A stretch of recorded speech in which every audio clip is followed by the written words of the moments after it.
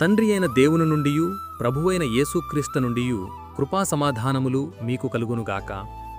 ఈరోజు దేవుడు తన పరిశుద్ధ గ్రంథములో నుండి మనకు అనుగ్రహించిన నేటి దేవుని వాగ్దానము మత్తయి సువార్త 9వ అధ్యాయము 2వ వచనం. ధైర్యముగా ఉండుము, నీ పాపములు క్షమింపబడియున్నవి అని దేవుడు ఈరోజు మనతో మాట్లాడుతున్నాడు.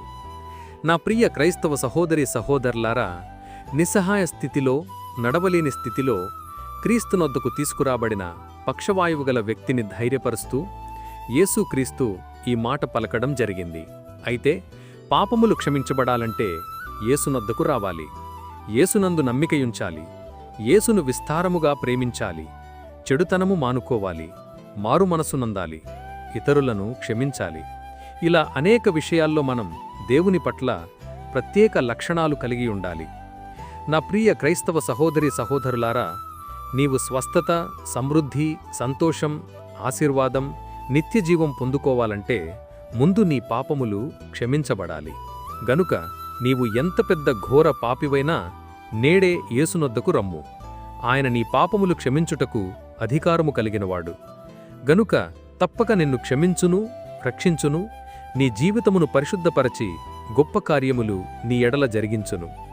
ఇట్టి దేవుని వాగ్దానం ప్రతి ఒక్కరి జీవితాల్లో నెరవేరబడునుగాక. ఆమేన్. ప్రార్థన.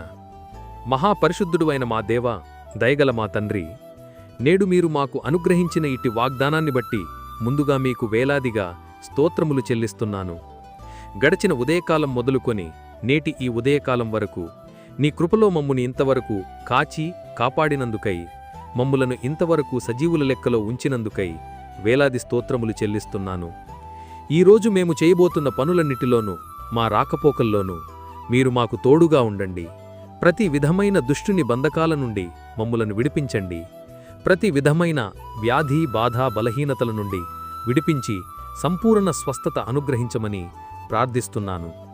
ప్రతి ఒక్కరి కుటుంబాల్లో ఆర్థిక ఇబ్బందుల నుండి లేవనెత్తి క్షేమాభివృద్ధిని దయచేయమని ప్రార్థిస్తున్నాను. ప్రతి ఒక్కరి జీవితాల్లో శాంతి, సమాధానం, నెమ్మది దయచేసి మీ కృపలో భద్రపరచమని నజరేయుడైన యేసయ్య నామములో ప్రార్థించి వేడుకొనుచున్నాను, నా ప్రియ పరలోక పరమతండ్రి. ఆమేన్. దేవుని కృప, ఆయన నిత్య సన్నిధి కాపుదల సదాకాలం మీకు తోడై నడిపించునుగాక. ఆమేన్.